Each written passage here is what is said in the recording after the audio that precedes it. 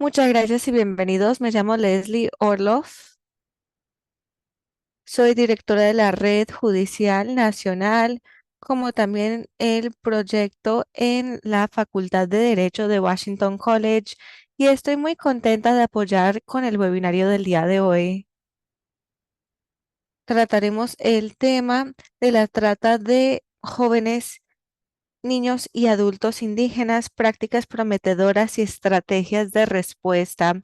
Queremos agradecerle al Instituto de Justicia Estatal, SJI. Este es uno de muchos webinarios que ofrecen en este instituto. Ahora les doy la palabra a nuestros ponentes para que se presenten y luego comenzamos con el tema del día de hoy. Juez Romero. Buenos días y bienvenidos a todos y todas. Soy un juez retirado de Albuquerque, Nueva México. Yo estaba en la división de menores, donde afortunadamente nos hemos podido especializar en los temas de bienestar infantil y de la justicia de menores. Esto incluye también la ley de bienestar de la infancia indígena. Hemos tenido varios casos juveniles. También soy el antiguo presidente del Consejo Nacional de Jueces de Tribunales de Familia y de Menores. Es un gusto estar aquí con ustedes compartiendo todo lo que he aprendido y sigo aprendiendo en este ámbito en el cual seguimos desarrollando todos nuestros conocimientos para brindar buenos resultados para las familias y los menores involucrados en el sistema de justicia. Pues, King. Buenos días y bienvenidos a todos y todas. Soy el juez King. Actualmente soy el juez principal de la comunidad de Morongo de los indígenas en California. También estoy en Paradise Valley, en Arizona. Hace poco me nombraron director del foro de Arizona en los tribunales indígenas. Nosotros lidiamos con varios asuntos. Es una variedad de temas en los tribunales de las varias comunidades indígenas. Recientemente he estado trabajando en los asuntos para los funcionarios judiciales de California y seguimos avanzando en estos temas en todo el país.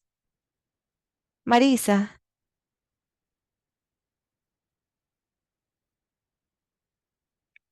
Ya tenía el micrófono activado. Buenos días a todos y todas. Soy Marisa Pérez.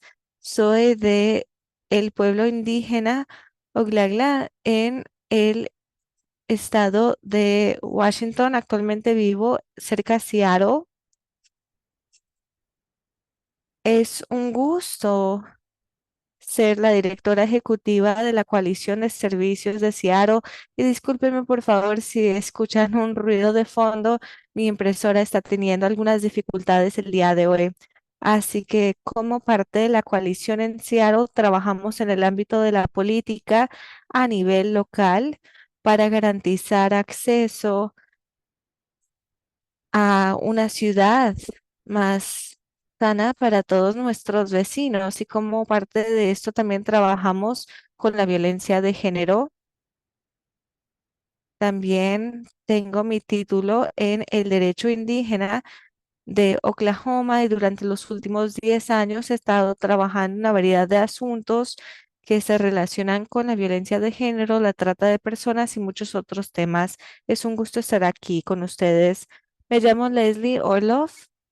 Soy experta en la violencia de género también. He estado trabajando mucho con víctimas y sobrevivientes inmigrantes durante varios años, y realmente estos temas se solapan bastante. Vemos que existen muchas familias de estatus migratorio mixto. Los que trabajamos con inmigrantes debemos estar conscientes de lo que sucede con la juventud indígena y la trata de personas que involucre a personas de todas las de todas las experiencias, de todos los caminos de la vida. Si trabajan con jueces, quisiera que realmente presten atención. En un momento les cedo la palabra al juez Romero para que escuchen más sobre la organización que está organizando este evento y cómo pueden participar. Gracias, Leslie. Me gustaría saludar a nuestros compañeros judiciales. Ustedes pueden participar en la Red Judicial Nacional, NJN por sus siglas en inglés. Brindamos mucha información sobre la trata de personas y la inmigración. Es sumamente importante que en los tribunales estatales estemos al tanto de estos temas. Según la información más reciente, contamos con 403 jueces en la red nacional que participan en 44 estados y territorios de todo el mundo.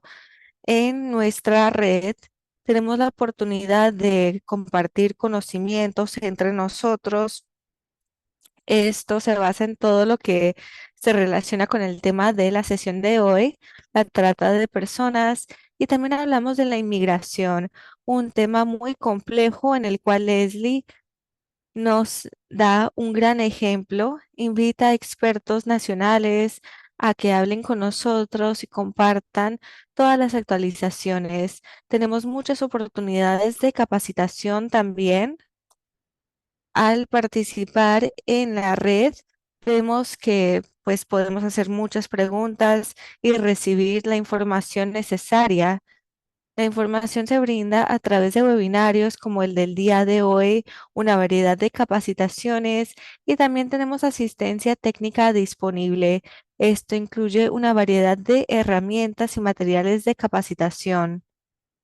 Leslie nos contará más sobre esto en un momento. Este webinario, por ejemplo, seguirá disponible a través de la grabación. Si desean participar en la red judicial, el enlace de inscripción se colgará en el chat por si si desean unirse. Aquí ven en esta diapositiva un mapa de donde tenemos los jueces que participan en distintos rincones del país. Aquí tenemos algunas de las sesiones que tenemos ya organizadas para el resto del año. Si están participando en el webinario del día de hoy y les interesa trabajar con víctimas de la violencia de género, incluyendo víctimas de trata de personas, víctimas inmigrantes, tenemos varias comunidades de práctica que se reúnen para hablar sobre el orden público, por ejemplo, con defensores. Y como el juez ha mencionado, después de esta sesión compartiremos la grabación y el material que compartirán los expertos en este panel. Algunos de ustedes también quizá desean compartir recursos con nosotros para garantizar que todos tengan los recursos necesarios cuando estén trabajando con las comunidades indígenas, sean jóvenes, niños o adultos. Como Leslie ha mencionado, hay muchas personas que tienen más experiencia con este tema que los presentadores en sí, así que les pedimos que por favor estén disponibles a compartir sus conocimientos el día de hoy o en otros momentos. Esto va a contribuir a los objetivos de aprendizaje que estamos proponiendo en este momento. Aprenderemos ayudar a prevenir y responder de manera eficaz a la trata de la juventud, niños y adultos indígenas. Identificaremos los pasos que los tribunales pueden tomar para prevenir la trata de personas, particularmente de la juventud y la niñez indígena. Como funcionarios, como las personas trabajando en los tribunales, podemos tomar estos pasos que presentaremos el día de hoy. Vamos a reconocer los propósitos y entender las disposiciones básicas de la Ley de Bienestar de la Infancia Indígena y hablaremos de la Ley PL 280 y lo que significa. También haremos hincapié en la importancia de colaborar con las comunidades indígenas en cuanto a las prácticas prometedoras para prevenir y responder a la trata de personas de la niñez y la juventud indígena. Como me han escuchado decir varias veces, no debemos ser arrogantes en los tribunales estatales y pensar que ya lo sabemos todo. Debemos ser humildes y debemos colaborar los unos con los otros, especialmente los tribunales estatales de las comunidades indígenas y sus tribunales. Ahora compartiremos una encuesta.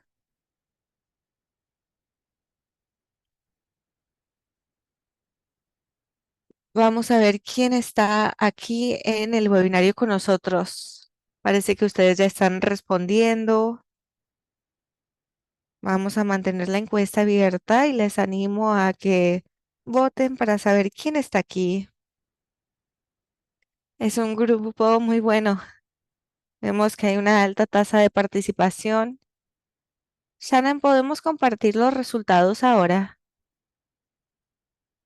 Parece que el 50% de ustedes son defensores, el 7% son personal o jueces en los tribunales, el 17% ha dicho que son abogados, el 5% fiscales del orden público o personal de testigos de víctimas, y veo que el 22% ha puesto otro como trabajadores sociales, coordinadores, especialistas en la educación de prevención, asistentes legales. Vemos una buena mezcla. Gracias a todos por estar aquí con nosotros el día de hoy.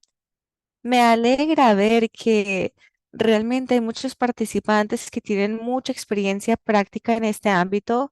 Muchas gracias por estar en este webinario. Ustedes realmente son personas que nos pueden enseñar muchas cosas, así que gracias.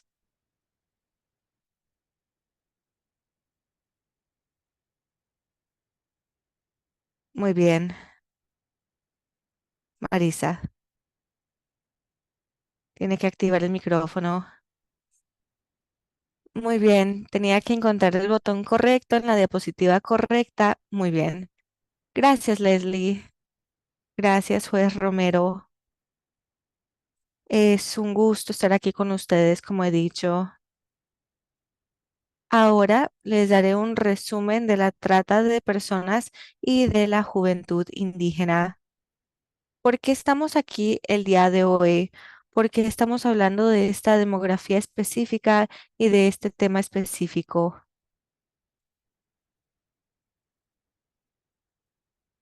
Como Leslie ha dicho, tenemos varios expertos en la sala. El 50% de los participantes se han reportado, se han identificado como defensores de víctimas, y quizá nos saltemos algunos puntos que son importantes, así que ustedes pueden aportar más información en el chat si desean. Como Leslie ha dicho, si quieren ofrecer recursos, por favor avísenos. Aquí tienen algunos de los factores de riesgo que experimentan sobre todo las comunidades tribales, lo cual incluye a los niños y los jóvenes de estas comunidades. Tenemos una historial de expulsión de niños y trauma intergeneracional. Si no lo saben, el trauma intergeneracional consiste en el hecho de pasar factores genéticos y otro tipo de factores como medioambientales que pueden generar estrés u otros tipos de problemas mentales, abusos de sustancias y otros tipos de comportamientos como vulnerabilidades que pueden tener un impacto directo en los individuos. Un ejemplo muy bueno de esto es el efecto que tienen los internados, y nos hemos dado cuenta de que cuando hay personas que experimenten este tipo de trauma, ya sea, por ejemplo, pues un evento muy serio como catástrofes naturales, esto puede cambiar sus respuestas genéticas al desastre, y esta respuesta genética se transmite a las generaciones futuras. Por lo tanto, esto es algo que está presente en todas las personas indígenas. Es algo que los jóvenes indígenas han heredado. de otras generaciones. Por eso mismo es muy importante tener en cuenta el historial de expulsión. De hecho, yo misma provengo de una familia que ha estado en este tipo de internado. Por lo tanto, creo que es muy importante tener en cuenta cuando trabajamos con las personas indígenas. Es decir, tenemos que entender cómo responden a este tipo de situaciones en su vida. Además, también sabemos que las personas indígenas sufren pobreza sistémica y esto es un resultado del genocidio que se ha producido durante todos los años del pasado, durante los 600 años. Y tenemos, por ejemplo, ejemplos en Dakota, donde todavía sigue habiendo cientos eh, encuentros en ciertos entornos de minería. Entonces vemos que hay, pues, eh, en este caso, las comunidades indígenas reaccionan. Pero bueno, no me voy a enrollar más porque podría hablar durante horas. Efectivamente, la justicia medioambiental también es muy importante y también impacta a las personas indígenas, el abuso de sustancias y los ciclos de maltrato familiar, que también se incluye en el historial familiar. Y luego también tenemos la participación del bienestar infantil. Luego tenemos el objetivo de los traficantes que consideran que son exóticos.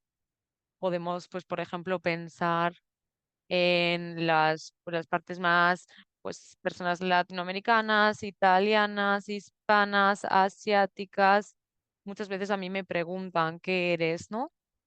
Entonces, tener la habilidad de marcar a una persona como algo que puede entrar en esta caja que buscan los traficantes, pues a esto se refiere a este objetivo de los traficantes como exóticos.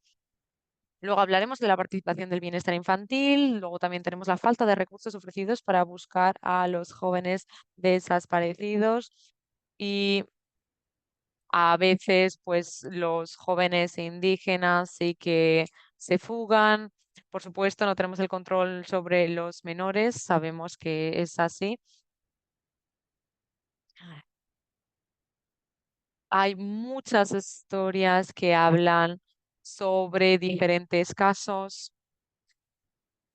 en los que las personas pues se acercan a a las fuerzas del orden, piden ayuda y al final no reciben ningún tipo de ayuda. Y de nuevo también vamos a hablar sobre la falta de atención mediática en unos momentos.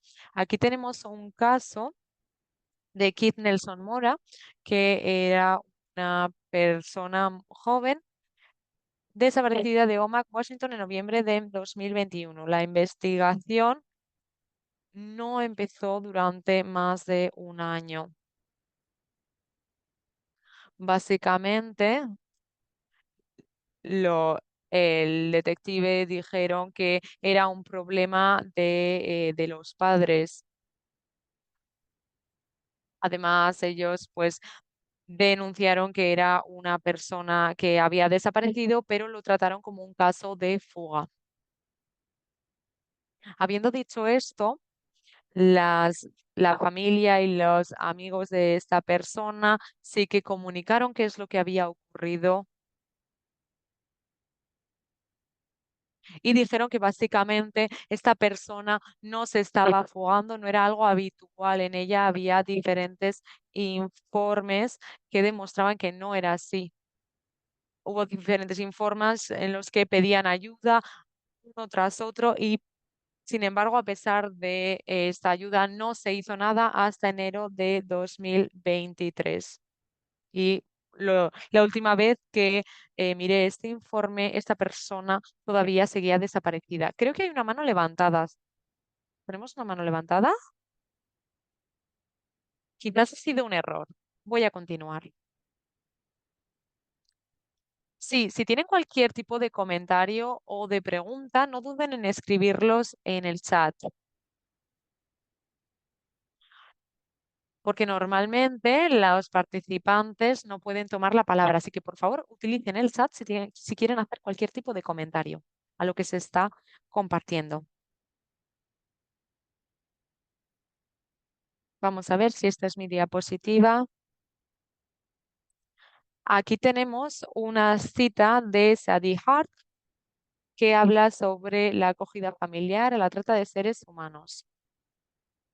Como sabemos, en todas estas em, todos los jóvenes en acogida son objetivo de los traficantes sexuales debido a las experiencias que los llevaron a la atención del sistema de bienestar infantil, así como a sus experiencias en la acogida. La exposición a abusos físicos, emocionales y sexuales hace que los jóvenes sean más susceptibles a la explotación sexual. Como vamos a comentar en las próximas diapositivas, sabemos que hay muchos menores indígenas que están presentes en la acogida familiar y esto hace que sean que tengan mayores posibilidades de ser víctimas de traficantes sexuales, tanto cuando son menores de 18 años como cuando tienen la edad legal.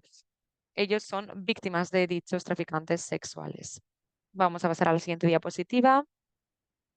Esta diapositiva nos va a llevar algunos minutos, así que bueno, hemos hablado sobre esta representación excesiva en los hogares de acogida. Los jóvenes em, indígenas americanos y nativos de Alaska están sobre representados en los hogares de acogida de Estados Unidos en una proporción 2,7 veces mayor que su proporción en la población general.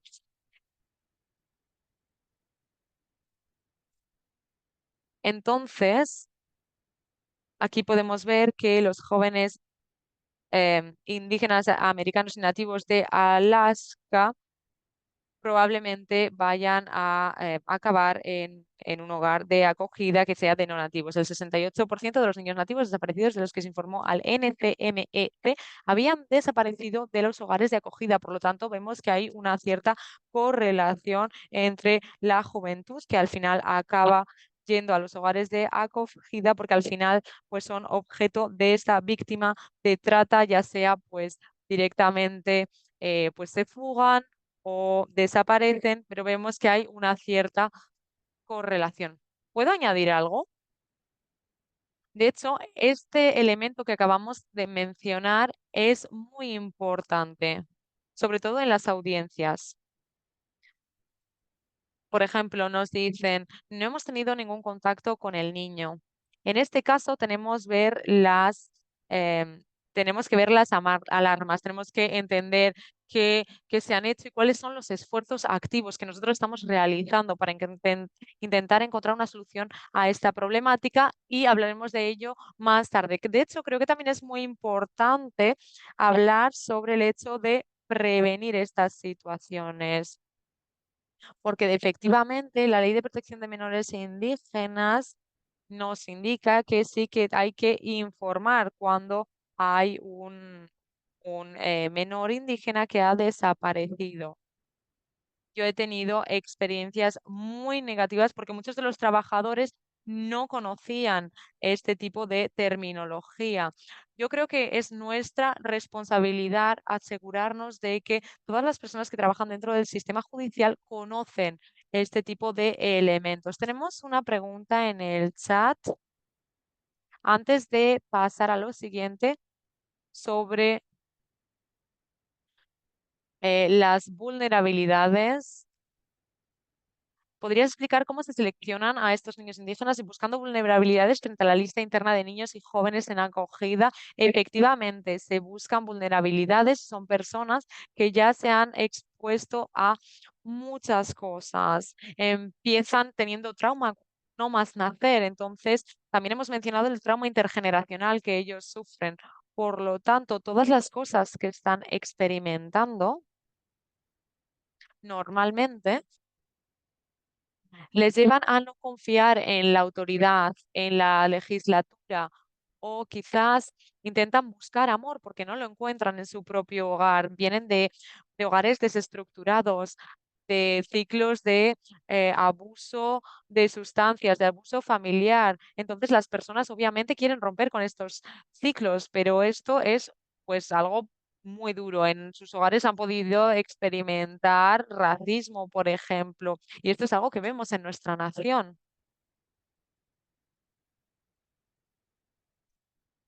Efectivamente, tenemos a los trabajadores sociales que cuando van a un hogar y tienen que colocar a un niño en otro hogar, lo cierto es que creo que estas personas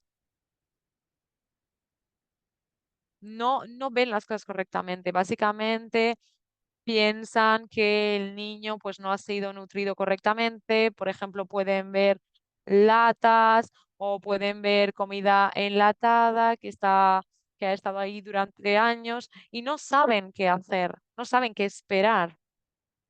No es algo a lo que estos cuidadores estén habituados. Entonces, esto es algo muy importante que tenemos que tener en cuenta y como resultado, estos niños al final son retirados de su familia y los colocan en otras familias que supuestamente sí que van a cuidar correctamente de ellos. Lo que pasa que lo que ocurre es que nos genera un problema para nosotros. ¿Y por qué? Porque al final hay hay familias que básicamente son familias de acogida para obtener más dineros, no porque quieran cuidar a los niños que van a ser colocados en su familia. Efectivamente, estas experiencias son muy importantes y tenemos que tener en cuenta, sobre todo en los hogares de acogida, como el juez acaba de decir, porque muchas veces a veces los retiran sin razón aparente. Como hemos mencionado, son niños que están sobre representados en los hogares de acogida. Tenemos casos que han experimentado muchas cosas y luego en los hogares de acogida incluso sufren violencia. Por lo tanto, todo esto lleva a vulnerabilidades que los traficantes saben cómo utilizar, saben cómo vulnerar a estas personas, a estos menores que han sido abusados en su experiencia de hogares de acogida. Saben cómo u- encontrar a estas personas que han perdido a su familia, que han perdido a su cultura y saben cómo explotar a estos menores, porque muchas veces les dan ese apoyo, ese amor que no están recibiendo, ya sea de su familia biológica o de su familia de acogida. Espero que esto responda a la pregunta que nos han planteado en el chat. Y esto es algo que se conoce muy bien en la comunidad de los traficantes. Ellos saben que pueden tener acceso y pueden explotar a los menores indígenas porque saben qué es lo que tienen que buscar exactamente. Y por desgracia, muchas veces estos son nuestros jóvenes. Muy bien, así que ahora hablaremos un poco sobre la Ley de Bienestar de la Niñez Indígena que se promulgó en 1978. Durante este tiempo, el 35 a 45% de los niños indígenas eran obligados en el cuidado de acogida, la mayoría con familias blancas. Se desafió varias veces, incluyendo con Halland contra Bracken en el 2023 y vimos que realmente existían muchas impugnaciones. En esta diapositiva vemos la tasa de desproporcionalidad, es decir, el número de niños que se identifican como niños indígenas y los que están en familias de acogida.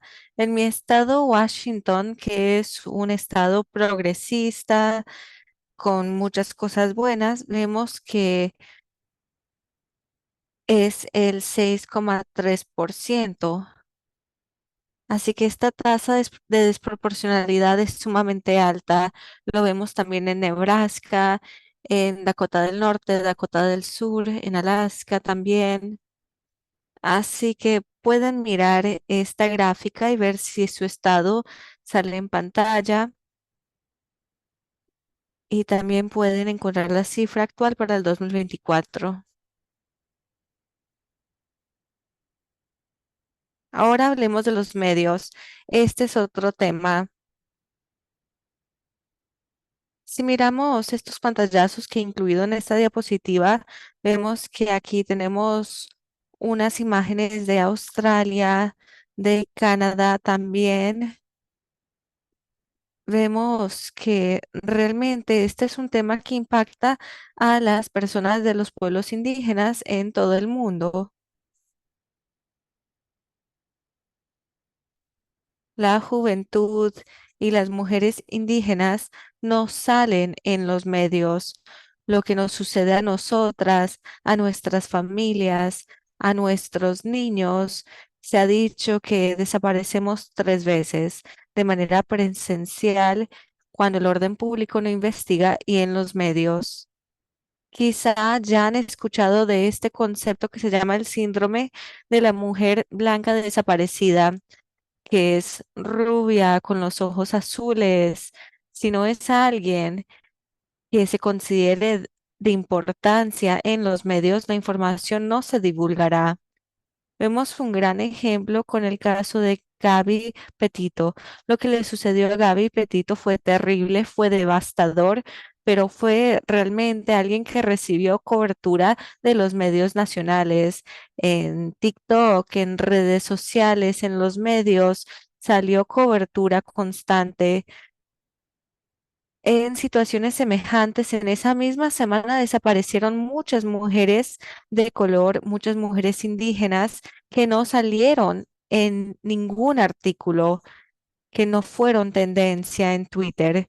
Cuando nuestra juventud se desaparece, cuando son víctimas de la trata de personas y sufren de esto, no significa que la familia no está buscando a la persona o que la comunidad no está buscando a la persona, sino sale en los medios.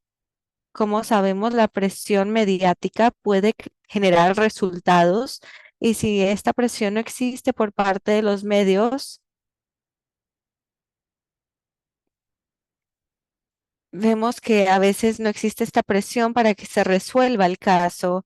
Así que ustedes, como parte de nuestra comunidad, como defensores, como jueces, pueden pedir que los medios sean responsables. ¿Cómo es que se puede publicar un comunicado en cuanto a cierto caso? Pueden ver si la familia está dispuesta a hablar con los medios y por qué es que este asunto no ha salido en los medios o no se le está pidiendo ayuda a la comunidad general, porque lo que pedimos es que la comunidad general ponga atención y nos ayude a encontrar a estos jóvenes. Marisa, al final de la sesión también hablará de grandes ejemplos de lo que han hecho las comunidades para abordar este tema del silencio.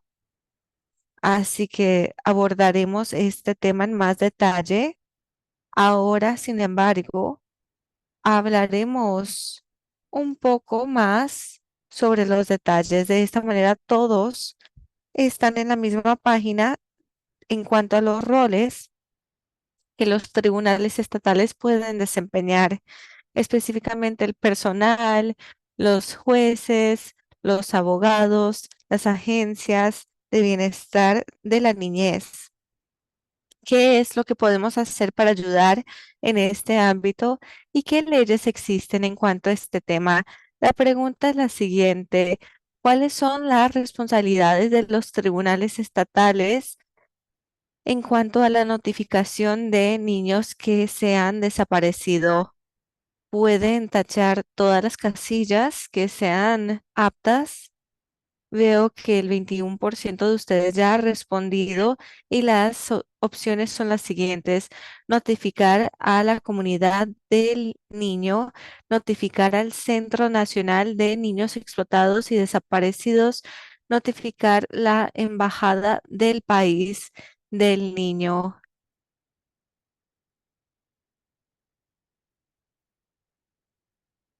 Ya hemos visto que el 50% de ustedes han respondido. Shannon compartirá los resultados. Pues King, juez Romero, ¿desean hablar sobre estos resultados?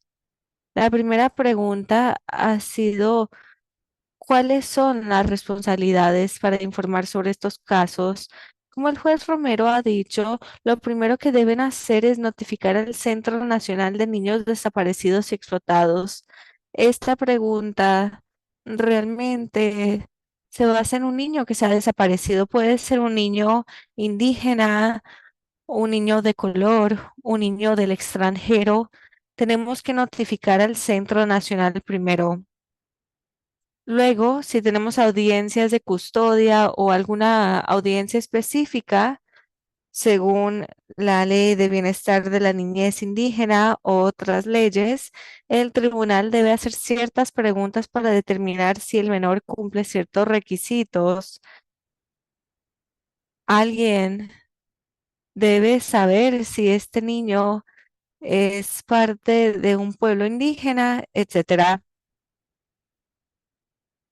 Luego, antes de que se inicie una audiencia como parte de un tema de custodia, se debe preguntar si alguien sabe si este menor es un extranjero o el hijo de un extranjero. En este caso, se debe notificar a la embajada del otro país. Creo que estos requisitos de notificación son sumamente importantes. Primero, es para beneficiar al niño que se ha desaparecido. También es importante tener en cuenta la responsabilidad de supervisión del tribunal. Deben garantizar que todas las personas, incluyendo los jueces, están cumpliendo con su rol. Todos deben ser responsables, particularmente los jueces. Creo que en los tribunales se debe establecer que realmente todos cumplan con sus requisitos. Si el niño desaparecido se está informando de la manera necesaria, de manera oportuna, en mi jurisdicción, cuando vemos un caso que está bajo la ley de bienestar de la niñez indígena, es importante que ellos sepan cómo informar sobre estos casos. Los que llevan el caso deben mantener a todas las personas informadas. El pueblo indígena debe estar al tanto y también se debe notificar al Centro Nacional de los Niños Desaparecidos y Explotados. Adicionalmente, no se ha escrito en ninguna parte que esto se documente en las actas, pero es necesario que el tribunal incluya eso como parte del proceso. Cuando se desaparece un menor, se debe incluir la notificación de que se ha informado a las otras partes en las actas, incluyendo al Centro Nacional de los Niños Desaparecidos y Explotados. Así que esto debe salir en el expediente del menor. Creo que es una práctica excelente para proteger las actas de cara al futuro, porque alguien preguntará qué ha sucedido. Así que estamos protegiendo las actas como funcionario judicial, como parte del personal. Tenemos el rol y la responsabilidad de hacer eso. Quiero decir que la notificación al pueblo indígena del menor y a las otras embajadas también aporta más recursos que ayudarán en la búsqueda. Al hacer estas notificaciones, digamos, por ejemplo, las embajadas contratan abogados y los pagan. Tienen una variedad de recursos que pueden luego estar disponibles para brindar apoyo a ese tribunal y a esa familia. Hemos tenido ciertos casos donde un juez llamó a la embajada y luego habían traficado a alguien a otro país y los padres estaban buscando a esta persona. Y como Marisa dirá luego, realmente se inicia este proceso para los pueblos indígenas y podrán participar pronto. Y si todo sucede más rápido en el proceso, es más probable que se pueda encontrar al menor. También quiero hacer una nota en cuanto a la notificación del pueblo indígena del menor. Esto no significa que tan solo se llama al consejo en su estado o su región y se le avisa que ha desaparecido un niño. Esa no es la notificación en sí. Si, digamos, es parte del pueblo Su, quizá tenga que contactarse con 6 grupos distintos. Así que no puede decir, bueno, ya me comuniqué con un pueblo y no se comunicaron con nosotros, así que vamos a ver si quizás son de Rosebud. No, eso no es lo correcto. Amber ha hecho una pregunta. ¿Estas notificaciones son requisitos según la ley? Sí. La ley de la prevención del tráfico sexual y la protección de las familias se relaciona con esto. Es una práctica que se puede desarrollar en una variedad de casos donde desaparecen los niños de color. El Centro Nacional para los Niños Desaparecidos y Explotados tiene realmente unas instalaciones increíbles. Si pueden tomar un tour y aprender más sobre este instituto, les animo a que lo hagan, pero es un requisito legal. En el estado de Nuevo México, realmente tenemos los reglamentos que exigen que las personas hagan esto, así que son las leyes que se promulguen en todos los estados y claro, debemos estar familiarizados con estas leyes para garantizar que todos pongan de su parte. Hablaré brevemente de la Ley de Bienestar de la Niñez Indígena. Como se mencionó, se promulgó en el 1978, hace algunos, digamos, 46 años, y aún estamos implementando plenamente la Ley de Bienestar de la Niñez Indígena de manera uniforme en todas las jurisdicciones. Y puedo decir que la mayoría de estados, como en Nuevo México, a pesar de que somos un estado, existen 4 regiones y cada región tiene sus propias prácticas. La ley que se promulgó a través del gobierno en el 2016 tenía la intención de implementar esta ley de manera uniforme en todas partes, pero aún no se ha logrado. Debo decir que esta ley de bienestar de la niñez indígena se promulgó hace 46 años para corregir las prácticas de nuestro país. Marisa ya ha hablado de alguna de estas prácticas como el, la separación que no era necesaria de la niñez de sus hogares, no se ubicaban a estos niños con sus familiares, sino que muchas veces se ubicaban con familias que no eran indígenas y de esta manera las familias que no eran indígenas tomaban custodia de los menores. Así que se promulgó esta ley federal. El propósito de la ley era tratar de corregir esas prácticas del pasado. Nuestro gobierno federal y varios estados que no han tenido reglamentos, pues vemos lo que Marisa ya nos ha dicho en cuanto a esto. Los niños fueron retirados de sus hogares con el uso de la fuerza y como Marisa dijo, fueron ubicados en familias de acogida que muchas veces no eran familias indígenas.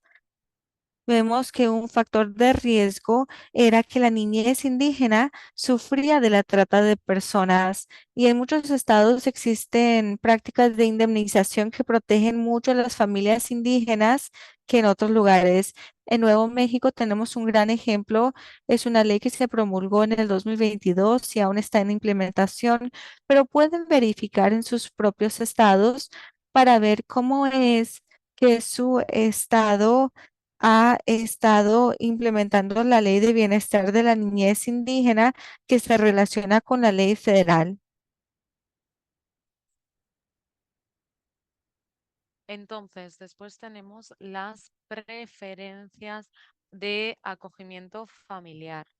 Normalmente, cuando al niño se le retira de la familia nativa, normalmente tendría que, pues, el niño tendría que ir con un miembro de la familia extendida, de la misma tribu.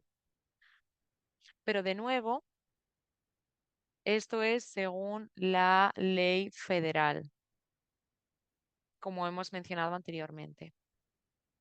Antes de la ley de protección de menores indígenas, como hemos mencionado, ya hemos mencionado que había una gran cantidad de menores indígenas que al final acababan en hogares no nativos. básicamente acababan en hogares de familias blancas, no nativas, no indígenas, al menos pues hace muchos años en nuestro país nos hicieron las mejores cosas teniendo en cuenta el mejor interés o el interés supremo de los menores. Aquí tenemos algunos datos sobre los diferentes estados y son datos de 2014. De nuevo, pueden ver la desproporcionalidad de datos que tenemos en estos países. Por desgracia, podemos ver que estas cifras desproporcionadas no han cambiado demasiado desde ese año. Entonces, con esta ley de protección de menores indígenas, tuvimos diferentes años en los que hubo conclusiones del Congreso. En primer lugar, como país, nuestro gobierno tiene una relación especial con las tribus indígenas americanas y sus miembros. Entonces, esta relación especial incluye proteger y preservar no solo las tribus, sino también los recursos. En el primer punto que ven aquí hay algo muy importante y es lo siguiente, que no hay recurso más vital para la existencia continuada y la integridad de las tribus indígenas que sus niños. ¿Cómo las tribus pueden seguir continuando en el futuro si al final les quitan a sus niños y con ello están perdiendo su cultura, su identidad y su idioma? Segundo punto, que los Estados Unidos,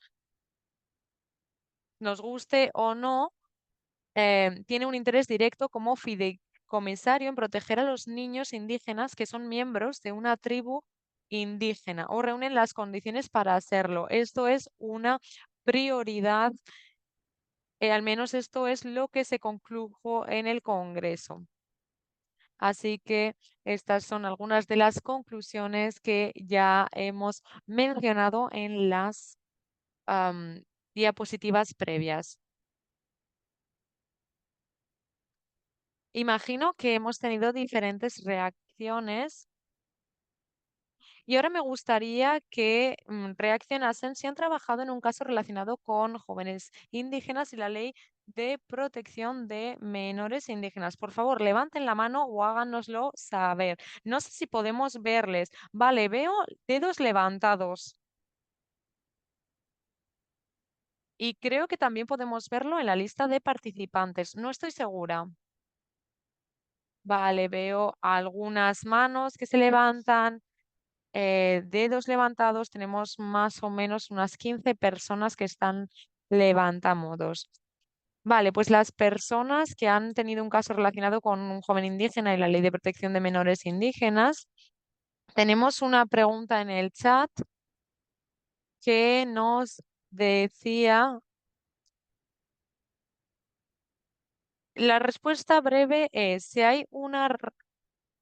hay una forma rápida de saber si el niño forma parte de una tribu o no, pues la verdad es que no le pertenece a usted decidirlo. El sistema tiene que, em, que proceder hasta que verifique que el menor es indígena o no. Esto es lo que el sistema tiene que hacer. Judge Juez King creo que quiere mencionar algo. Sí, me gustaría mencionar algo relativo a lo que se ha mencionado ahora. Yo sé que lo que están intentando decir está relacionado con el hecho de que quizás el niño no es un verdadero niño indígena, pues porque no esté registrado, pero esto no es lo que indica el estatus o la ley de protección de menores indígenas. Y espero estar respondiendo a esto correctamente. Ha dicho algo muy importante sobre el valor inclusivo, es decir, no hablamos solo sobre el individuo. Por ejemplo, cuando hay un caso de custodia, pues se pueden obtener dinero a la hora de decir que este niño es, pues, por ejemplo, nativo. Al final, esto supone un aliciente para las familias de acogida.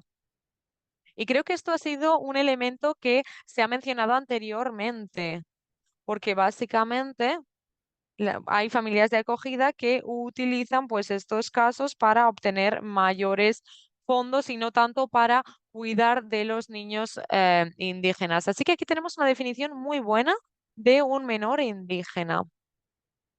Aquí nos dicen que tiene por qué ser miembro de una tribu indígena reconocida, sino que también puede ser elegible para ser miembro de una tribu indígena reconocida a nivel federal y es hijo biológico de un miembro o ciudadano de un país reconocido a nivel federal, reconocida por una tribu indígena. De nuevo, en este caso no tenemos que imponer nuestra propia determinación, tenemos que obtener la determinación de la pertenencia de la propia tribu en la que el niño es miembro o en la que el niño es elegible para ser miembro. Hay razones para saber que el niño es un niño indígena. Y estas preguntas pues los pueden hacer los oficiales, por ejemplo, no solo a la hora de los procedimientos. Cualquier participante en el procedimiento pues puede decir algo porque las cosas cambian. Al principio a lo mejor no se determina algo y no queremos esperar 12 o 15 meses para decir que un niño es un niño indígena o no. Por lo tanto, estos elementos que aparecen en las próximas diapositivas no son definiciones como tal, sino que son diferentes sugerencias que se incluyen en la Ley de Protección de Menores Indígenas, así como en las guías que hemos mencionado que se promulgaron en 2016. Y en la práctica hay dos cosas que me gustaría decir. Miss Berley, he visto el comentario que ha hecho en el chat y ha mencionado un tema muy interesante sobre las tribus. Al final, esta ley de protección de menores indígenas se trata de una ley federal que se aplica a los tribunales federales, pero que no se aplica a a los tribunales tribales. California sé que reconoce a las tribus y hay una cierta contención sobre los recursos destinados a ellos. Pero bueno, volviendo a estas prácticas sobre razones para saber si el niño es un niño indígena o no, como defensor de menores, básicamente tendría que saber si ha estado alguna vez en una reserva para estar en una ceremonia. ¿Tiene algún tipo de tíos o de tías? ¿Hay algún tipo de prácticas en el hogar que indiquen que aquel niño quizás tiene alguna familia indígena por la que haya que hacer mayores preguntas? Y muchas veces el nombre del individuo, pues bueno, pues no será tan significativo. Por ejemplo, yo tengo un apellido y quizás las personas piensan que soy de origen hispánico, pero también puedo tener un origen tribal. ¿Y por qué no se hacen estas preguntas?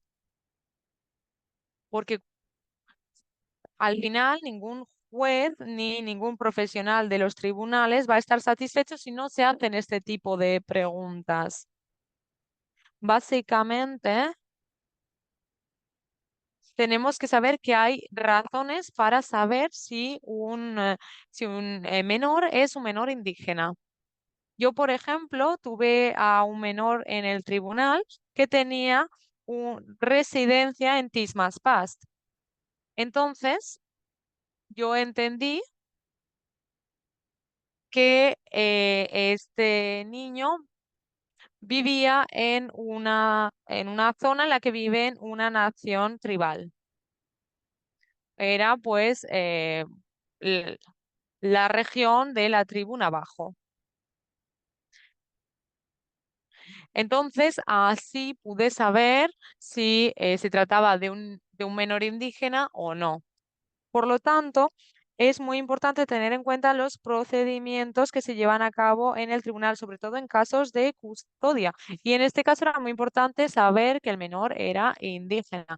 Y para ello hay dos requerimientos para a la hora de saber si el niño es indígena o no. Entonces, aquí tenemos cinco elementos muy importantes que tenemos que tener en cuenta en los procedimientos de custodia de menores. Tenemos que tener en cuenta el acogimiento familiar. También el cese de la patria potestad, si es un acogimiento preadoptivo o el acogimiento adoptivo. Quizás se tratan de un acogimiento adoptivo o de procedimientos voluntarios. Estos procedimientos voluntarios son aquellos procedimientos en los que la familia además puede pedir que el niño vuelva si lo solicita, porque si no, no se trata de un procedimiento voluntario. En este caso, la familia sí que puede solicitar que el niño vuelva a su familia. Y otro punto muy importante es el siguiente. Hay algunas personas que dicen, bueno, este menor que ha formado parte de nuestro sistema durante un tiempo, pero y ahora va a cumplir más de 18 años. Pero eh, si la ley de protección de menores de indígenas se aplica al inicio de un procedimiento, no dejará de aplicarse por el mero hecho de que un menor cumpla los 18 años. Y esto ocurre tanto en los tribunales tribales como en los tribunales estatales. Y a pesar, en nuestro estado, en Nuevo México, porque teniendo en cuenta el consorcio de tribus, los jueces tomaron la iniciativa de decir, ¿por qué el Estado de Nuevo México y la justicia juvenil dicen que tienes que notificar una tribu al final del caso, cuando el juez ha pedido un cierto informe? ¿Por qué esperamos hasta el final del caso? En Nuevo México, esto cambió gracias a los esfuerzos realizados por los jueces de tribales y sobre todo al consorcio tribal. Entonces, esto se tiene que notificar al principio del caso. Y esto además es algo que se ha destacado anteriormente, porque si este dato lo conocemos al principio del proceso, quizás tenemos otros recursos propios de la comunidad que nos ayudará a entender correctamente la situación dentro de este caso juvenil. Por lo tanto, en nuestro sistema es muy importante, el estatus requiere hacer la notificación sobre el menor indígena ah, en las primeras etapas. Esto es una responsabilidad, esta es la responsabilidad y el estatus de este niño se tiene que notificar. Además, es muy importante y es imperativo que ambas partes, tanto el trabajador social como la otra parte, puedan trabajar de forma conjunta. Y luego hemos tenido una pregunta en el chat. Sí, el Consejo Nacional de Jueces de Menores y de Familia tiene una tarjeta relativa, así que sí, pueden hacer preguntas relacionadas con esto. Y además también tenemos otros recursos que tenemos en colaboración con la Asociación de Jueces, entonces pueden acceder a sus páginas web, a las dos webs, para así tener acceso a estos recursos que efectivamente están disponibles. No hablamos sobre de estas tarjetas que han mencionado, sino también de otra información que está publicada, información que hemos realizado junto con nuestros colaboradores tribales para entender cómo desarrollamos un plan en este momento para desarrollar un plan para evitar pues estos casos de trata.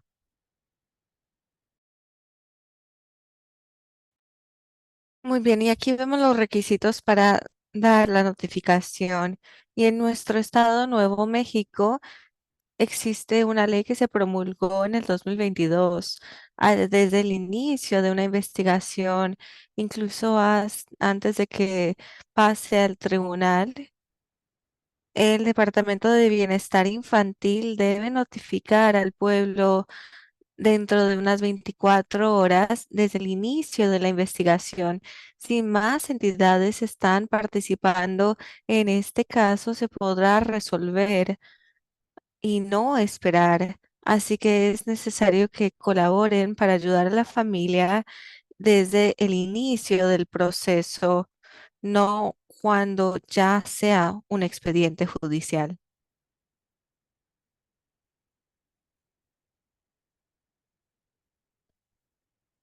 Y algo que realmente se pensó era cómo se notifican a las entidades de los pueblos indígenas. Bueno, tienen correo electrónico, tienen fax, pueden enviar una notificación por correo electrónico o por fax y es fantástico para compartir la información rápidamente. Pueden hacer eso, pero tampoco tienen que ignorar el requisito federal o estatal que una notificación se debe enviar por correspondencia con la certificación y que se solicite un recibo de devolución. Así que deben tener algún documento que demuestre que la entidad correspondiente en el pueblo indígena recibió esta notificación por correspondencia, porque esto impacta la manera en la cual se podrá comenzar con el proceso judicial.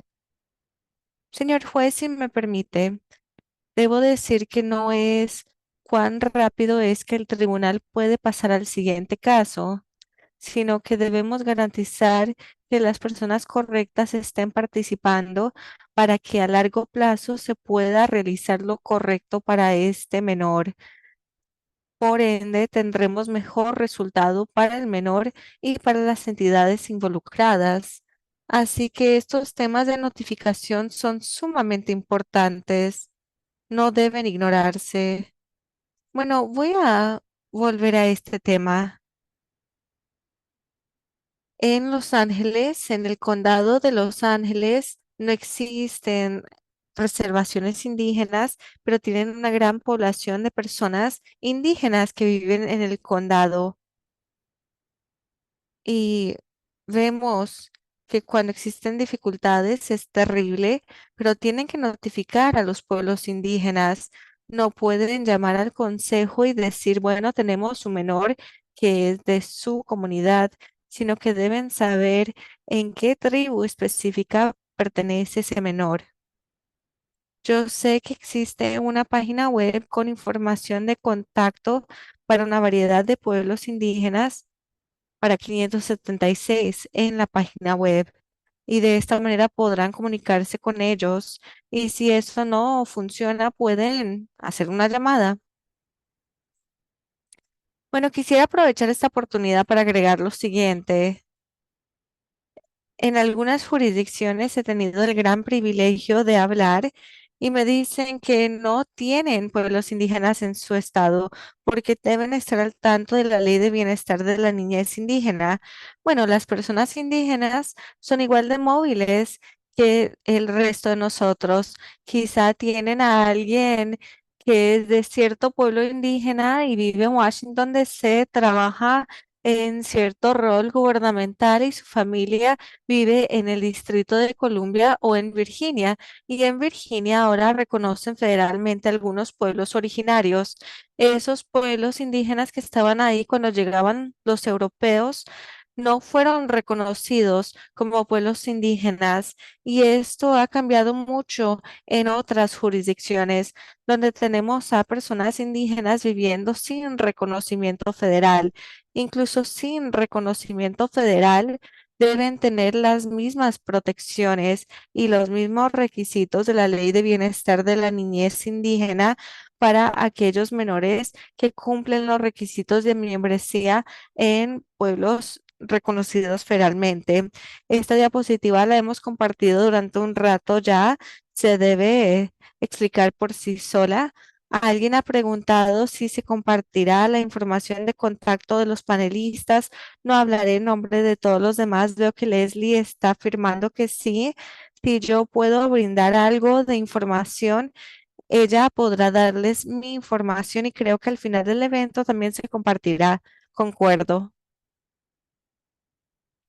Hablé de las preferencias de ubicación y uno de los riesgos es la trata de los jóvenes indígenas.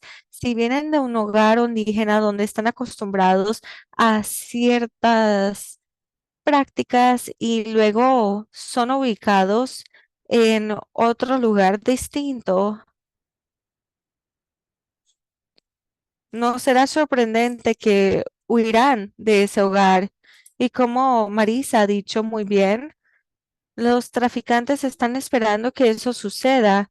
Si ven que pues hay personas que no pertenecen en ciertas situaciones, podrán suponer que este joven necesita ayuda. Les voy a ofrecer algo. Le voy a ofrecer algo al joven y no importa de dónde son, si han huido de casa, están en una situación vulnerable, pues estarán al riesgo de ser víctimas de la trata de personas. Así que esto realmente es algo que se incluye en la Ley de Bienestar de la Niñez Indígena, tanto a nivel federal como estatal. Cuando estamos lidiando con un caso existente, existen ciertos requisitos. En una adjudicación existe el estándar de pruebas para todos los casos. Cuando vemos que un menor indígena está involucrado, debemos tener pruebas claras y convincentes. Debe incluir el testimonio de un perito o peritos. No existe ninguna cláusula donde diga que solamente pueden tener un perito. En las leyes dicen peritos, plural, pero se debe brindar testimonio que la custodia continua de ese menor por su guardián o padre indígena resultará en daños y perjuicios emocionales y físicos para el menor. Y existe varias razones por las cuales alguien puede ser un perito. Deben estar familiarizados con esos requisitos, deben saber cuáles son las conexiones en los tribunales para que esta persona califique como perito según la Ley de Bienestar de la Niñez Indígena. Para concluir, los derechos parentales deben brindar pruebas más allá de duda razonable y se debe determinar de manera contundente que la custodia de este menor en manos de un padre o de un tutor indígena podría resultar en daños y perjuicios emocionales y físicos para el menor y deben estar al tanto de lo que dice las leyes. Luego vemos en esta diapositiva los esfuerzos activos. Los esfuerzos activos se centran en lo que estamos haciendo para determinar que ese menor pueda permanecer en una familia indígena, que quizás están tomando ciertos esfuerzos para reunificar a ese menor con su familia.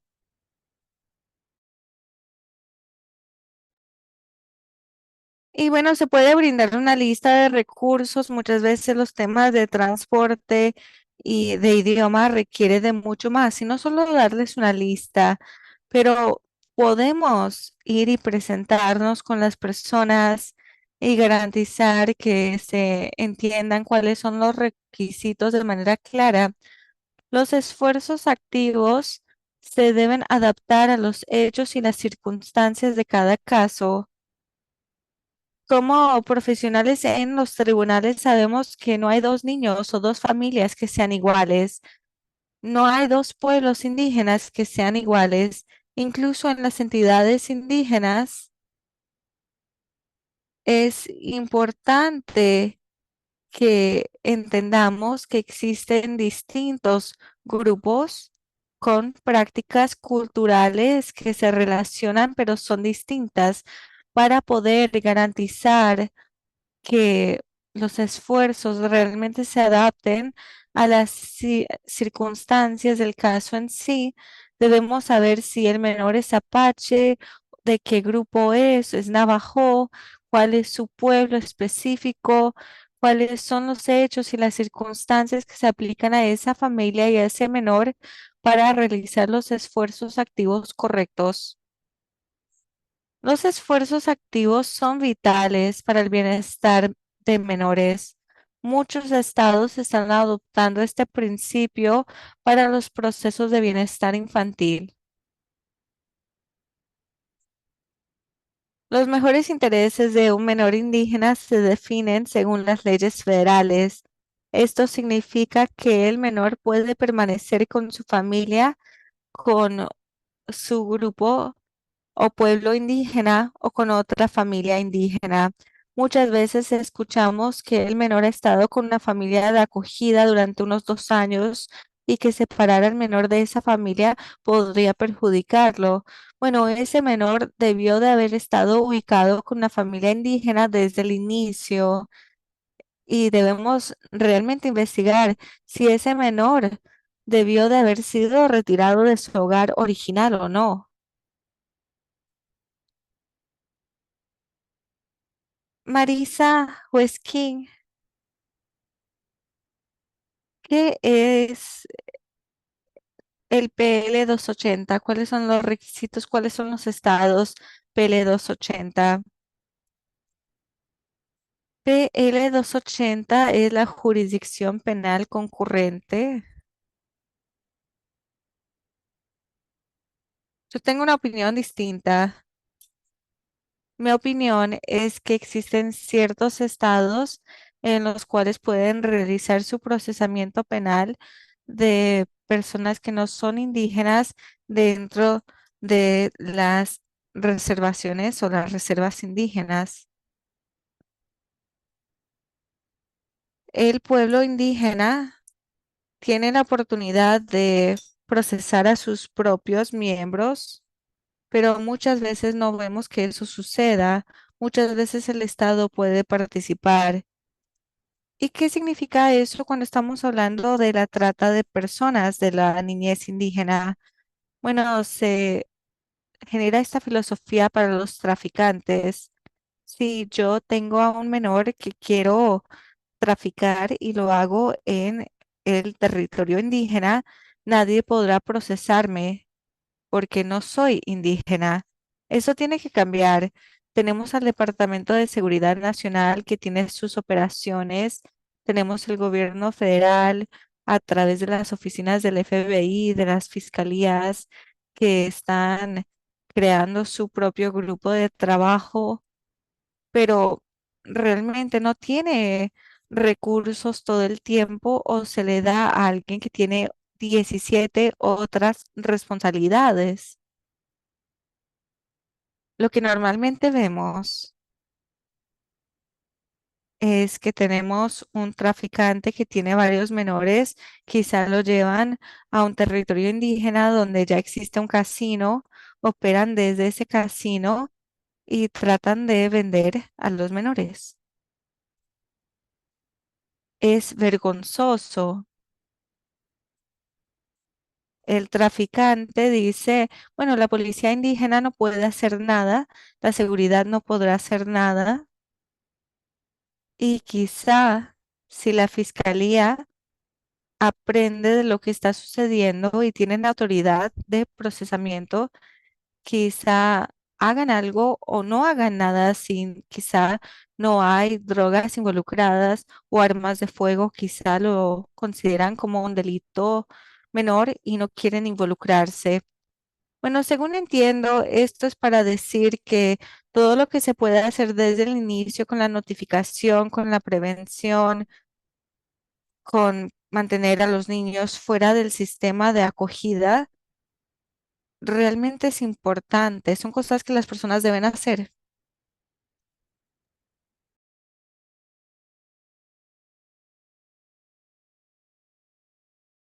Ya hemos respondido prácticamente a esto, pero bueno, vamos a pasar a la siguiente encuesta. ¿Qué tribunales y abogados necesitan hacer averiguaciones rutinarias sobre si los niños en los procedimientos judiciales son niños indígenas americanos. Tenemos jurisdicciones rurales, jurisdicciones urbanas, cuando hay una tribu registrada en la jurisdicción o cuando no hay una tribu registrada en la jurisdicción.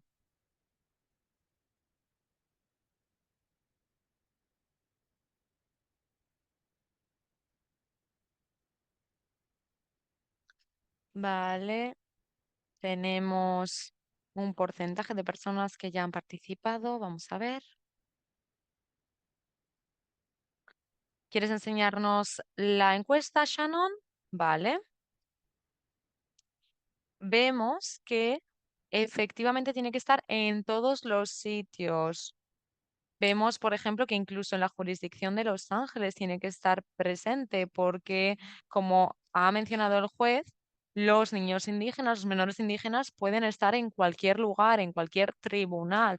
Por lo tanto, utilizar estas tarjetas que estábamos mencionando, esto tiene que hacer que estemos seguros de que todo esto forma parte de todos los tribunales y todas las jurisdicciones. Vale, creo que ya hemos mencionado esa diapositiva, ¿verdad? Sí.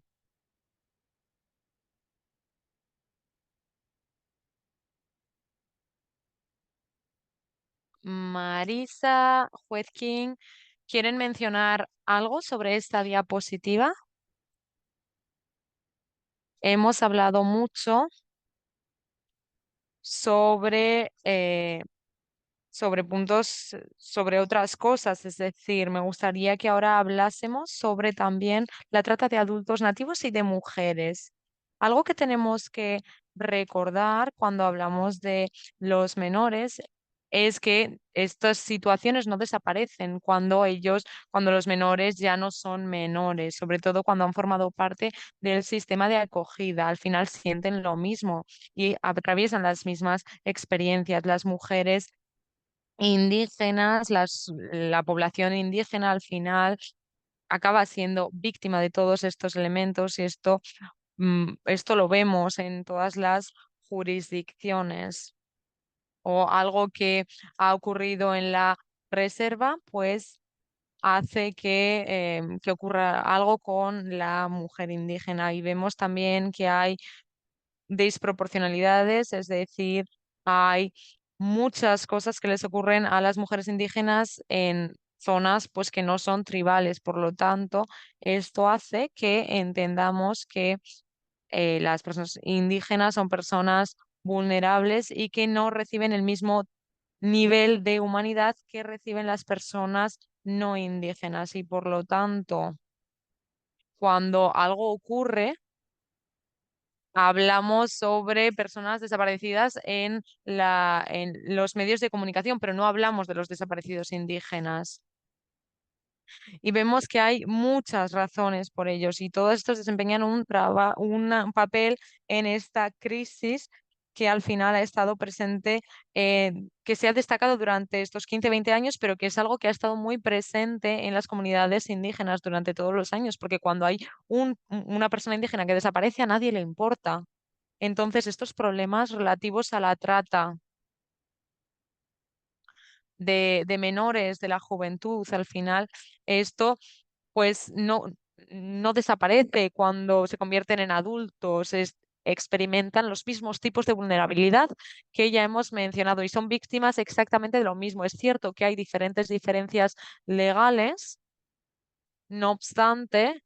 Yo creo que al final no hay tantas diferencias y lo cierto es que yo no soy experta en cuanto a lo que se puede hacer en los tribunales o desde el punto de vista de otros expertos, pero cuando hablamos sobre algunas estrategias que mencionaremos en un minuto sobre cómo responder, yo creo, lo siento, por no tener una idea clara sobre esta temática porque creo que es una temática muy difícil de comentar.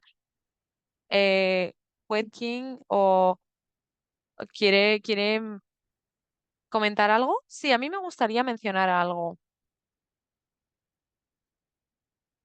Lo que yo retengo de esto es que podemos hablar de diferentes lugares y cuando hablamos, por ejemplo, de personas que han desaparecido, pues parece que estamos en silos, es decir, que cada uno tiene un programa, pero no hay comunicación en cuanto a lo que le ha ocurrido a este niño o a esta persona. Y ahora vamos a hablar sobre estrategias, sobre cómo responder. Yo creo que es muy importante mencionar esas estrategias. Algo que me impresiona es que, por ejemplo, si alguien desaparece, publican la fotografía en la página web.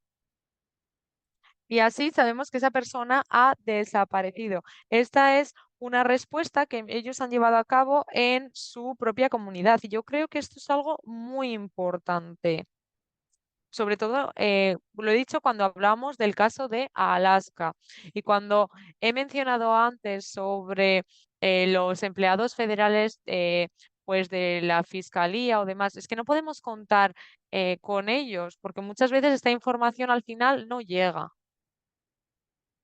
Así que yo paso de este momento y digo, vale, ¿cómo podemos sobrepasar este problema? Por lo tanto, si no utilizamos nuestros recursos, al final no vamos a obtener mayores soluciones y por eso mismo nosotros tenemos que actuar, tiene que ser una respuesta comunitaria. Yo creo que las personas pueden estar muy interesadas en escuchar un poquito más sobre lo que acaban de mencionar. Marisa y Juez King, ¿pueden hablarnos un poco más sobre las comunidades indígenas, sobre lo que están haciendo? Creo que es muy importante entender qué es lo que está ocurriendo sobre el terreno, cómo ellos están llevando a cabo diferentes respuestas creativas y cómo podemos apoyarles desde nuestro y colaborar con ellos. Yo creo que no tenemos que detenernos en el NCMEC. También podemos hablar sobre lo que están haciendo las tribus. Yo creo que lo que han mencionado sobre lo que las comunidades están haciendo es bastante inspirador y creo que es algo que todos tendríamos que tener en cuenta. Las respuestas más útiles es lo que acaba de mencionar el juez King sobre los silos. Al final, tener las comunidades tribales, ya sean pues comunidades indígenas urbanas o una reserva, ellos son los que conocen a su comunidad, conocen cuáles son sus vulnerabilidades, las explotaciones que han tenido que sufrir, los problemas que están sufriendo en la comunidad. Por lo tanto, ellos van a ser aquellos que pueden darnos o facilitarnos información muy útil cuando tengamos que localizar o encontrar a alguien. Además, también hemos mencionado el tema de la alerta federal, por ejemplo, o la alerta roja, como que tenemos en el estado de Washington, cuando hay una persona indígena que desaparece. Y esto ha sido algo muy efectivo. No tiene la misma restricción como la alerta ámbar, pero bueno, es algo que llega a todas las fuerzas del orden y a la fiscalía. Y aquí en Washington, en el estado de Washington, funciona de forma similar. Cuando estábamos hablando sobre el hecho de acabar con los silos, yo no me preocupo tanto por las jurisdicciones. Una vez ya encontramos a la persona, pues podemos hablar, tener ese tipo de conversaciones, pero desde ahora hasta que encontramos a la víctima, yo me acuerdo que estuvimos un mes buscando a una persona y llamamos al 911 y cuando estábamos cambiando de jurisdicciones, pues el 911 ya no sabía qué hacer. Decíamos, eh, un, tenemos un informe de este individuo, entonces, ¿por qué nos estamos centrando ahora en esfuerzos comunicativos en materia de jurisdicciones cuando lo que importa verdaderamente es encontrar a la persona que ha desaparecido? Por lo tanto, yo creo que tenemos que centrarnos también en la forma en las que las jurisdicciones se comunican la una con otra. Y de esto hablamos también, por ejemplo, de los operadores del 911, de los defensores, de, de todas las personas que están, que forman parte de este sistema, la policía, la fiscalía, todos, sobre todo cuando nos centramos en dar una respuesta a la desaparición de una persona. Y si no conseguimos solucionar este problema, pues no podremos dar una respuesta efectiva. Y eso es algo que en nuestros nuestros grupos de trabajo en Washington han hecho muy bien, porque en este caso en Washington sí que hay una colaboración entre las fuerzas del orden, las personas que están sobre el terreno. Es decir, tenemos que intentar acabar con estas barreras y decir, estamos todos aquí por la misma razón, que es hacer que esta persona o familiar pueda volver a casa sana y segura. Y eso es todo. Teniendo en cuenta lo que Marisa acaba de decir, me gustaría preguntarles cuál es el papel que desempeñan los jueces cuando, cuando ocurre esto en su comunidad para motivar al CPS, los servicios de protección de menores. ¿Qué piensan? Yo creo que los jueces tienen que aceptar que no, que todo lo que ocurra en nuestro tribunal, al final nosotros somos los guardianes de lo que ocurre. Por lo tanto, hay ciertas cosas que tienen que ocurrir, que tenemos que ver. Entonces, tenemos que tener en cuenta todo lo que ocurre. En mi jurisdicción, lo que sí que hemos visto es que los servicios de protección del menor, lo que sí que han hecho es empezar a tomarse de forma seria la necesidad de informar de que los miembros indígenas habían desaparecido cuando había casos de este tipo. Entonces, esto hace que tengamos un mejor entendimiento para entender qué es exactamente lo que tenemos que buscar. Tenemos que hacer preguntas, porque si no hacemos preguntas, no vamos a obtener respuestas. Tenemos que hacer preguntas y tenemos que obtener las respuestas que estamos buscando. Juez King, tiene la palabra. Sí, estamos pasando a la siguiente diapositiva y yo estoy de acuerdo con todo lo que ha mencionado. Efectivamente, tenemos que contar también con la comunidad y muchas veces los jueces se quedan ahí sentados y no quieren hablar con otras personas o no quieren hablar sobre cómo podemos hacer las cosas mejor. Para ello, las mesas redondas a veces están muy bien. A veces, pues los gobiernos quizás no quieren hablar sobre ciertas cosas, los gobiernos federales. Entonces, yo creo que si tomamos el liderazgo en ese sentido para ver cómo abordar ese problema, cómo rompemos esos hilos que están creándonos barreras, cómo creamos una mejor comunicación, esto es lo importante. Tenemos que aprender cómo podemos ¿cómo aprendemos de las comunidades indígenas? Efectivamente, tenemos que contar con los jueces del Tribunal Estatal, por ejemplo, con los trabajadores sociales, etcétera. Nosotros lo que hacemos es decir, vale, tenemos esta temática o este problema este mes, este problema el siguiente mes. Entonces, ¿cómo trabajamos de forma conjunta para resolver todas estas cosas? Yo creo que estamos llegando ya al final del webinario y creo que es muy importante que tengamos muy claro que conocer a las comunidades que están realizando este trabajo en nuestra región, en nuestra área. Entonces, ¿cómo podemos colaborar con ellos y cómo podemos asegurarnos de que los jueces están pidiendo los requerimientos necesarios para así poder acabar con estos silos y obtener pues respuestas adecuadas? Ahora voy a pasarles las palabras al juez Marrow, al juez King, para ya acabar con los últimos comentarios. Antes de pasar a las reflexiones finales, me gustaría recordar el hecho de que nuestros gobiernos han impuesto algo a las familias indígenas, porque al final tenemos esta doctrina de descubrimiento en un país que ya tenía una población.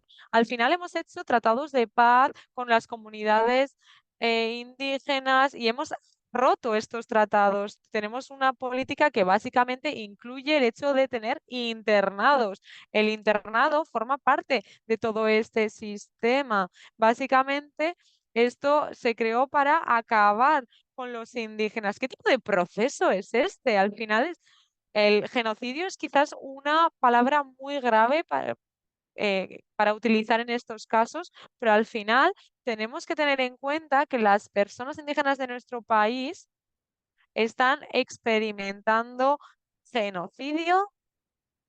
Los colonizadores occidentales al final les han impuesto todo. Y al final, estas leyes colonizadoras se impusieron para acabar con los pueblos indígenas. Entonces, no hay otra forma de explicar qué es lo que ha ocurrido. Podemos decir que el hecho de humanizar a los indígenas era parte de ello. La deshumanización de los pueblos indígenas formaba parte de ello. Y al final vemos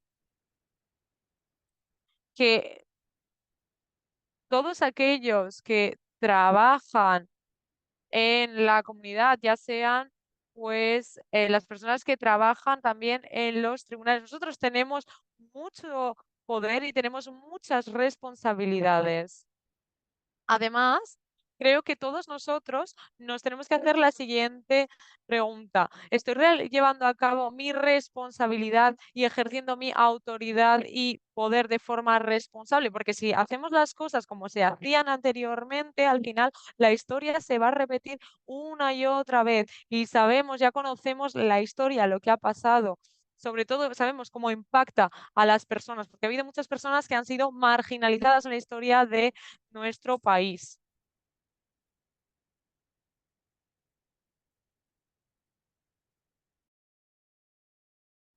Pues que en algunos comentarios, como una persona cuya bisabuela fue impactada, cuya familia viene de la esclavitud, confirmo lo que ha dicho el juez Romero. Esto no se puede repetir. Este tema me apasiona. Realmente que me he comprometido con este tema, así que me detengo antes de continuar, pero pido que por favor completen las evaluaciones. Gracias por permitirnos estar aquí el día de hoy. Sospecho que muchas personas quienes han participado en este webinario saben más del tema que nosotros. Marisa, ¿desea compartir algunas palabras para cerrar la sesión? Realmente no puedo decir nada mejor que mis queridos colegas aquí. Me gustaría expresar mi gratitud con ustedes. Gracias por incluirme en este webinario. Comuníquense con nosotros, por favor, si tienen preguntas. La información que no hemos podido compartir el día de hoy se extiende. Como hemos dicho, sé que hay muchos expertos en esta sala.